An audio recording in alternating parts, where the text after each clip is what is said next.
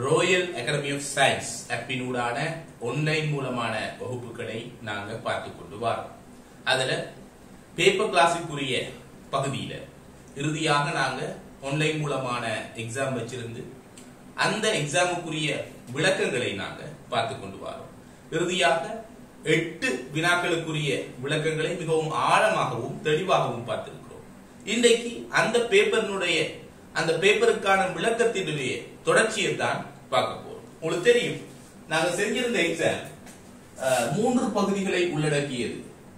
கல சக்தி தொடர்பு, அதாவது ஏடிபி தொடர்பான விடயங்களையும், அது இல்லாம நொதியங்கள் தொடர்பான விடயங்களையும், அத்துடன் மிக முக்கியமான பகுதியான கலச்சுவாசம் தொடர்பான விடயங்களையும் உள்ளடக்கி நாங்க எக்ஸாம் செஞ்சிருந்தோம். அதற்குரிய விளக்கங்களை பார்த்துக் கொண்டு வரோம். இன்னைக்கு நாங்க அதுல தொடர்ச்சியில 9வது வினாவிலிருந்து ஆரம்பிப்போம். 9வது வினா கேள்விக்கு வருவோம். கிளைக்கோ பகுப்பு தொடர்பில் பின்வரும் கூற்றுக்களுள் எது சரியானது கேட்டிருக்கிறாங்க. கிளைக்கோ பகுப்பு தொடர்பான பின்வரும் கூற்றுக்களில் எது சரியானது கேட்டிருக்கிறார். ரைட், வருவோம். நாங்க பார்க்க போறது கிளைக்கோ பகுப்பு. இந்த கிளைக்கோ பகுப்பு தொடர்பாக நாளைக்கு ஒரு எஸ்ஏயோ அல்லது ஒரு சிறுகுறிப்போ வரலாம். கிளைக்கோ பகுப்பு தொடர்பாக எஸ்ஏ சிறுகுறிப்பு வரலாம். எஸ்ஏல முழுமையான ஒரு எஸ்ஏல ஏ பாட்டாகவோ அல்லது சிறுகுறிப்புல ஒரு பகுதியாகவோ இது வரலாம். வரும் பொழுது உங்களால எதையெல்லாம் குறிப்பிடக்கூடியதாக இருக்க வேண்டும் என்றால் ஒரு 12 விடயங்களை நீங்க குறிப்பிடுவோம். 12 பாயிண்ட்ஸ் சொல்லணும். உங்களுக்கு தெரியும், எஸ்ஏ எழுதும் போது பாயிண்ட்ஸ் ஃபார்மேட்ல எழுதக்கூடாது. நீங்க பந்தியாக எழுத வேண்டும். 12 விடயங்கள் பாயிண்ட்ஸ் எழுதுனா ஒரு 12 பாயிண்ட்ஸ். என்னன்னா இந்த 12 பாயிண்ட்ஸ் நாங்க பார்ப்போம். முதலாவது இந்த கிளைக்கோ பகுப்பு எங்கு நடைபெறும் என்று எழுதுவோம். பொதுவா நாங்க யூகரியோட்டாவுக்கு தான் நடக்கிறது. ஆனா யூகரியோட்டாவாக இருந்தாலும் சரி, புரோகரியோட்டாவாக இருந்தாலும் சரி, இந்த கிளைக்கோ பகுப்பு நடைபெறுவது எங்கவாகும் என்றது உங்களுக்கு தெரியும். எங்க நடைபெறும்? இந்த கிளைக்கோ பகுப்பானது கலத்தினுடைய சைட்ரோசோல்லில் நடைபெறும். இந்த சைட்ரோசோல்லுக்குரிய தமிழாக்கம் குழிய உருத்தாய். சைட்ரோசோல்லை நாங்க குழிய உருத்தாயம் என்றும் சொல்லலாம். ஒரு சோர்ஸ் புக்ல சைட்ரோசோல் என்கிற பதத்தை பயன்படுத்தி இருக்கிறபடினால நாங்களும் அதை எழுதுவோம். ஆனா எங்கேயாவது குழிய உருத்தாயம் என்கிற சொல் இருந்தாலும் அதனையும் நீங்க சரி என்று ஏற்றுக்கொள்ளக்கூடியதாக இருக்க வேண்டும். எனவே கிளைக்கோ பகுப்பானது சைட்ரோசோல்லில் நடைபெறுகின்ற ஒரு செயல்முறையாகும். இது முதலாவது பாயிண்ட். மொத்தம் 12 பாயிண்ட் கிட்ட உங்களுக்கு தெரிஞ்சிருக்கும். என்னன்னு பார்ப்போம். இரண்டாவது, இந்த சைட்ரோசோல்லில் ஏன் நடைபெறுகிறது? ஏன் சைட்ரோசோல்ல தான் நடக்கணும் என்று கேட்டால், இந்த கிளைக்கோ பகுப்புங்கிறது தாக்கங்கள், பல தாக்கங்கள் நடைபெறும் இல்லையா? அந்த கிளைக்கோ பகுப்பின் போது பல தாக்கங்கள் அதனுள் நடைபெறும். இந்த தாக்கங்களை ஊக்குவிக்கின்ற நொதியங்கள் இந்த சைட்டோசோலிலேயே காணப்படுகிறது. எனவே இந்த சைட்டோசோலில் நடைபெறுவதற்குரிய காரணம் என்று கேட்டால், கிளைக்கோ பகுப்பு தாக்கங்களை ஊக்குவிக்கக்கூடிய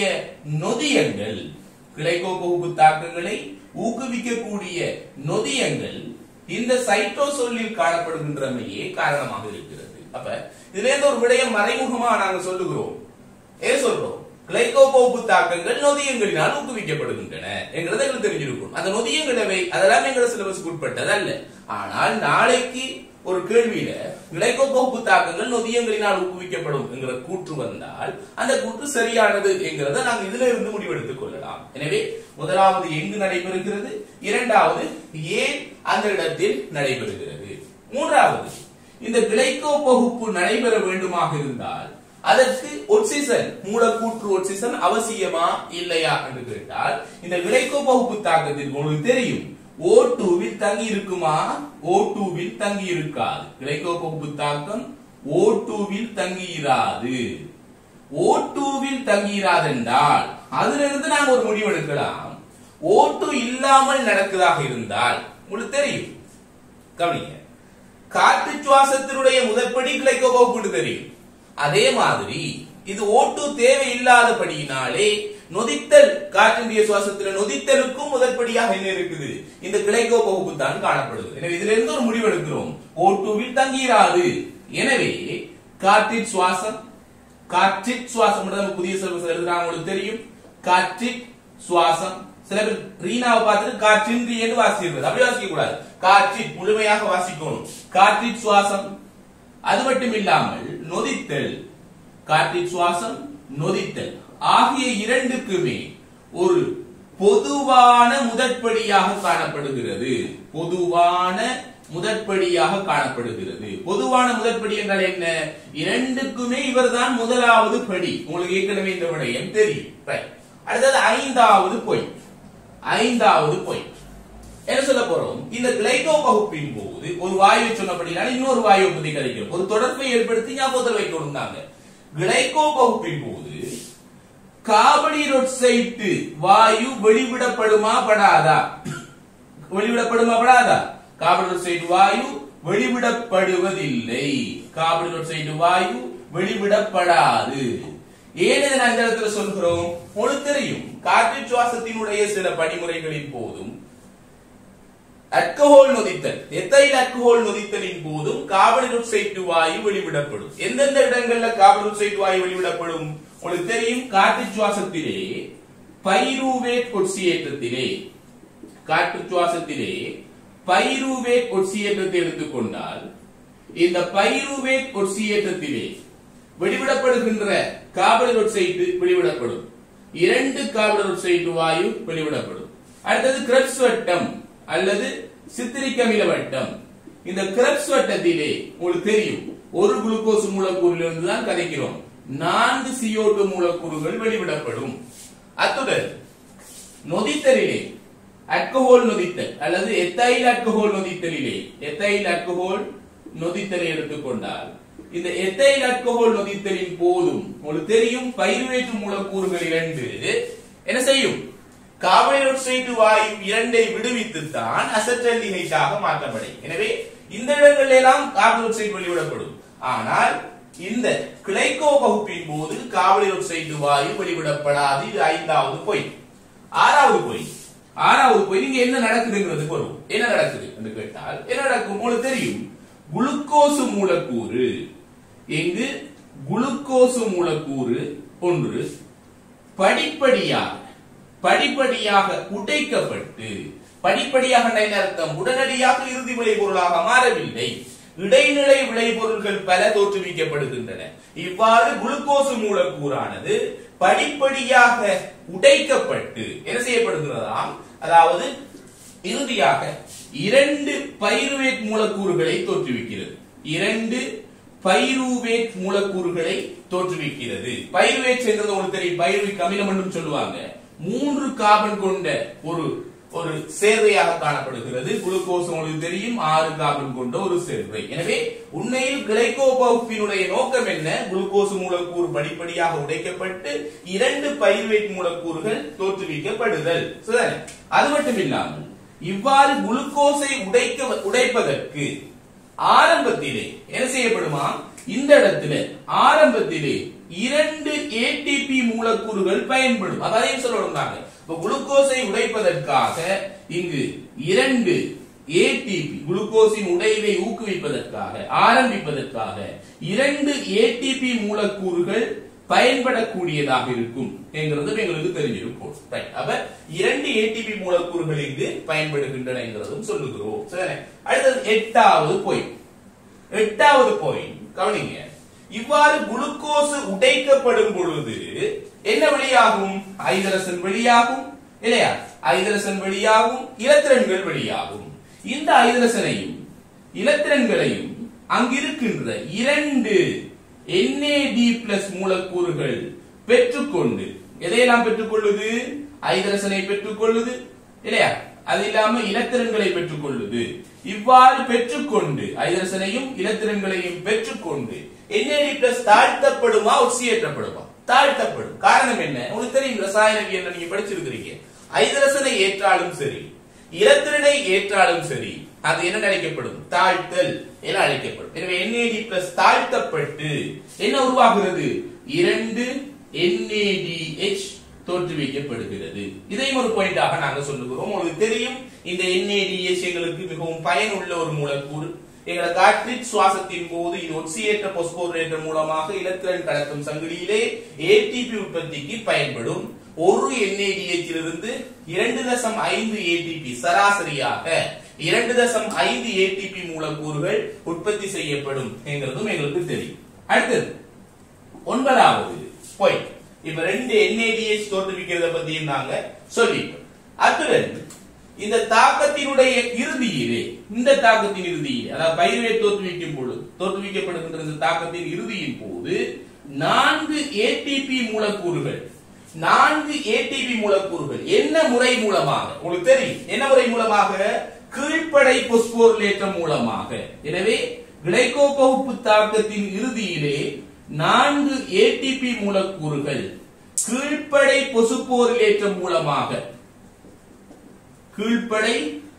பொசுப்போரிலேற்றம் மூலமாக உற்பத்தி செய்யப்படும் என்கிறது உங்களால குறிப்பிடக்கூடியதாக இருக்க வேண்டும். எனவே 4 ATP மூலக்கூறுகள் இந்த இடத்தில் உற்பத்தி செய்யப்படுகின்றன என்றும் நீங்க சொல்ல வேண்டும். சரி, அப்ப இந்த ஒரு அடுத்த பாயிண்ட் சொல்ல போறோம். நாங்க 10வது பாயிண்ட். ஏற்கனவே 2 ATP பயன்பட்டது, இப்ப 4 ATP உற்பத்தி செய்யப்படுகிறது. எனவே தேறிய விளைவாக அதாவது கிளைகோபகுப்பின் போது தேறிய விளைவாக எவ்வளவு ATP உற்பத்தி செய்யப்படுகிறது என்று கேட்டால் 2 ATP மூலக்கூறுகள் உற்பத்தி செய்யப்படுகின்றன. இந்த இடத்துல நல்லா விளங்கிக் கொள்ளணும். நாளை கேள்வியில கிளைகோபகுப்பின் போது உற்பத்தி செய்யப்படுகின்ற மொத்த ATPகளின் எண்ணிக்கை எவ்வளவு என்று கேட்டால் 4. ஏன் 4 தான் மொத்தம் உற்பத்தி செய்யப்படும். கிளைகோபகுப்பின் போது உற்பத்தி செய்யப்படுகின்ற ATP-னுடைய தேறிய எண்ணிக்கை யாது? கிளைகோபகுப்பில் தேறிய ATP-னுடைய எண்ணிக்கை யாது என்று கேட்டால் எதை சொல்லுவோம்? 2. ஏன் 2 என்று கேட்டால் 4 உற்பத்தி செய்யப்படுகிறது, 2 பயன்பட்டது. ஆகவே தேறிய விளைவாக 2 ATP மூலக்கூறுகள் உற்பத்தி செய்யப்படுகின்றன என்கிறதும் நாங்கள் குறிப்பிடுவோம். இறுதியாக 11வது பாயிண்ட். இவ்வாறு இறுதியில் தோன்றிய இந்த 2 பைருவேட் மூலக்கூறுகளும் என்ன செய்யுமா? இந்த 2 பைருவேட் மூலக்கூறுகள் உடனடியாக அடுத்த செயல்முறைக்கு போகணுமா இருந்தால் எப்படி போகும்? O2 மூலக்கூற்று ஆக்சிஜன் உள்ள நிலையில் மாத்திரமே இந்த 2 பைருவேட் மூலக்கூறுகளும் அடுத்த செயல்முறை என்ன உங்களுக்கு தெரியும். கிளைகோபகுப்புக்கு அடுத்தது பைருவேட் ஒட்சியேற்றம். பைருவேட் ஒட்சியேற்றம் எங்க நடக்கும்? பைருவேட் ஒட்சியேற்றமும் சித்திரிக்க விலவட்டமும் இழைமணி தாயத்தில் நடைபெறும். இது நடைபெறுவது குளியூறு தாயத்திலிருந்து இழைமணி தாயத்திற்கு இழைமணியினுடைய மென்சவுகளுக்கு குறுக்காக இந்த பைருவேட் மூலக்கூறுகள் கொண்டு செல்லப்பட வேண்டும் அடுத்தடுத்த செயல்முறைகளுக்காக. அப்ப இவ்வாறு பைருவேட் எப்ப கொண்டு செல்லப்படும் என்று கேட்டால் மூலக்கூற்று ஆக்சிஜன் உள்ள நிலையில் மாத்திரமே. ஏன்? அடுத்த செயல்முறைகள் எல்லாம் ஆக்சிஜன் உள்ள நிலையிலே நடைபெறக்கூடிய செயல்முறைகள். எனவே மூலக்கூற்று ஆக்சிஜன் உள்ள நிலையில் மாத்திரமே இந்த 2 பைருவேட் மூலக்கூறுகளும் இழைமணியின் மென்சவ்வின் ஊடாக எங்கு கொண்டு செல்லப்படுமா? இழைமணி தாயத்தினுள் உயிர்ப்பான கடத்தல் மூலம் கொண்டு செல்லப்படும். எனவே 11வது பாயிண்ட், மூலக்கூற்று ஆக்சிஜன் உள்ள நிலையில் மாத்திரமே இந்த 2 பைருவேட் மூலக்கூறுகளும் அடுத்தடுத்த செயல்முறைகளுக்காக இழைமணியின் மென்சவுக்கு குறுக்காக இழைமணியினுள் உயிர்ப்பான கடத்தல் மூலமாக கொண்டு செல்லப்படும். இது 11வது பாயிண்ட். 12வது ஒரு பாயிண்ட் சொல்லி இருக்கிறது நல்ல. இங்க நாங்க சொன்னோம் பல இடைநிலை விளைபொருட்கள் வருவதாக. அதுல நிறைய விளைபொருள் வரும். ஆனால் எங்கட சிலபஸுக்கு உட்பட்டு ஒரே ஒரு விளைபொருளுடைய பெயர் கட்டாயம் தெரிஞ்சிருக்கணும். அந்த விளைபொருளின் பெயர் G3P. பழைய சிலபஸ்ல PGAL என்று சொல்லுவாங்க. G3P என்ன? கிளிசரல்டிஹைட் 3 பொசுப்பேற்று. கிளிசரல்டிஹைட் 3 பொசுப்பேற்று. PGAL பொஸ்போகிளிசரல்டிஹைட். நீங்க பயன்படுத்த வேண்டிய சொல் G3P. எனவே இடைநிலை விளைபொருளாக கிளைகோபகுப்பின் போது G3P தோற்றுவிக்கப்படும் என்கிறதும் நீங்க குறிப்பிட வேண்டும். இவ்வளவுதான் எங்களோட கிளைகோபகுப்பு தொடர்பான விடயங்கள். இந்த 12 பாயிண்டையும் நாளைக்கு ஒரு எஸ்ஐ கேள்வியில கேட்கும் பொழுது உங்களால சொல்லக்கூடியதாக இருக்கணும். இங்கு நடைபெறுகின்ற தாக்கத்தை சுருக்கமாக எழுதுறேன். கவனிங்க, இப்ப நான் சொன்ன விடயங்களை சுருக்கமாக எழுதுறேன். முதலாவது என்ன நடக்குமா? குளுக்கோஸ் மூலக்கூறு இருக்கும். இந்த குளுக்கோஸ் மூலக்கூறு 6 கார்பன் கொண்டது. இது படிப்படியாக உடைக்கப்பட்டு இறுதி விளைபொருளாக என்ன தோற்றுவிக்கப்படுகிறது? 2 பைருவேட் மூலக்கூறுகள் தோற்றுவிக்கப்படுகிறது. இது 3 கார்பன் கொண்டது. இதன் போது இந்த தாக்கத்தை ஆரம்பிப்பதற்கு 2 ATP மூலக்கூறுகள் பயன்படுகின்றன. இதன் போது வெளிவிடப்படுகின்ற ஐதரசன் இலத்திரங்களை பெற்றுக்கொண்டு 2 NAD+ மூலக்கூறுகள் 2 NADH மூலக்கூறுகளாக தாழ்த்தப்படுகின்றன. தாக்கத்தினுடைய இறுதியிலே 4 ATP மூலக்கூறுகள் கீழ்ப்படை பொசுப்பொருளேற்றம் மூலமாக உற்பத்தி செய்யப்படுகின்றன. இந்த இடத்துல இடைநிலை விளைபொருளாக என்னவும் வரலாம், G3P வரலாம், அது குறிப்பிடணும் அவசியம் இல்லை. இதான் நாங்க இங்க சொன்ன விடயம். இந்த இடத்துல NAD+ தாழ்த்தப்படுகிறது, குளுக்கோஸ் ஒட்சியேற்றப்படுகிறது. காரணம் ஐதரசனை இலத்திரனை இழக்கிறது. எனவே கீழ்ப்படை ஒட்சியேற்றப்படுகிறது, NAD+ ஆனது தாழ்த்தப்படுகிறது என்கிறது தெரிஞ்சிருக்கும். இப்ப நாங்க கேள்விக்கு வருவோம். கிளைகோ பகுப்பு தொடர்பில் பின்வரும் கூற்றுக்களுள் எது சரியானது கேட்டிருக்கிறாங்க. அப்ப இங்க முதலாவது, கிளைகோ பகுப்பிற்கு வளிமண்டல ஆக்சிஜன் தேவைப்படுமா? O2 தேவையில்லை. கிளைகோ பகுப்பு O2வில் தங்கியிராது. எனவே அந்த கூற்று தவறானது. இரண்டாவது, கிளைகோ பகுப்பின் போது கீழ்ப்படையின் ஐதரசன் அகற்றல் நிகழ்கிறது. இதான் கீழ்ப்படை குளுக்கோஸ். இதிலிருந்து ஐதரசன் அகற்றப்படுகிறது, அதாவது கீழ்ப்படை ஒட்சியேற்றப்படுகின்றது. அந்த கூற்று சரியா இல்லையா? சரியானது, அது சரியானது. அப்ப அது வரும். மூன்றாவது, கிளைகோ பகுப்பின் போது ATP ஆக்கப்படுவதில்லை. 4 ATP மொத்தமாக உற்பத்தி செய்யப்படுகிறது. தேறிய விளைவாக 2 ATP உற்பத்தி செய்யப்படுகிறது. நான்காவது, கிளைகோ பகுப்பு இழைமணிகளினுள் நிகழ்கிறது. அப்படியா? கிளைகோ பகுப்பு சைட்டோசோலில் நடைபெறும். இழைமணிக்குள்ள நடைபெறுவது ஏனைய படிமுறைகள், பைருவேட் ஒட்சியேற்றமும் சித்திரிக்கும் இலவட்டமும் இலத்திரன் கடத்தும் சங்கிலி ஒட்சியேற்ற பொஸ்போர்லேட்டம் ஆகியனதான் இழைமணிக்குள்ள நடைபெறும். அடுத்தது, கிளைகோ பகுப்பின் இறுதி விளைவு ஈதைல் ஆல்கஹாலா? உங்களுக்கு தெரியும், ஆல்கஹால் நொதித்தலினுடைய இறுதி விளைபொருள் தான் எதைல் ஆல்கஹால். கிளைகோ பகுப்பின் இறுதி விளைபொருள் பைருவேட். எனவே ஒரு தெளிவான சரியான விடை இருக்குது 9வது வினாவுக்கு. அப்ப என்ன வரும்? கிளைகோ பகுப்பின் போது கீழ்ப்படையில் ஐதரசன் அகற்றல் நடைபெறுகிறது. 9வது வினாவுக்கு 2வது விடை.